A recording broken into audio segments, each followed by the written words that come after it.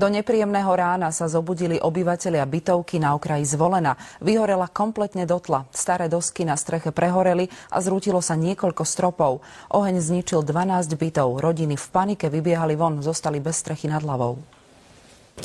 33 detí a 34 dospelých pripravil oheň o strechu nad hlavou. Von vybiehali iba v pyžamách a papučiach. Chránili si holé životy pred padajúcimi kusmi horiaceho dreva a muriva. Choďte všetci z tohto dvora preč, tá strecha začne padať dole.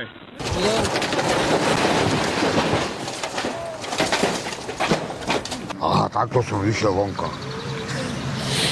Ja nie, začali kričať. Nie, že utekajte von, tak sme išli von.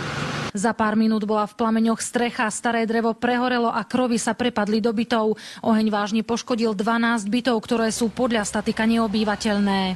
Bol to veľmi ťažký prístup, lebo tu nás sú drevené stropy, ktoré sa prepadávali na príslušníkov, skoro spadol strop.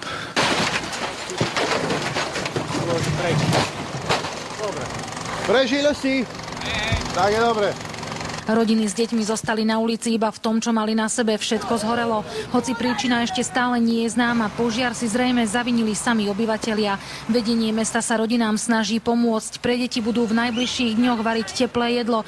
Pripravili aj provizorné ubytovanie, keďže ľudia nemajú kam ísť. Pre okamžité vyriešenie tej krízovej rodinnej situácie sme pristúpili k realizácii stanového bývania, teda provizorne, aby ľudia neostali úplne bez strechy nad hlavou. Na obyvateľov zhorenej bytovky čaká prvá noc mimo domova. Čo s nimi bude ďalej, v tejto chvíli ešte nevie nikto povedať.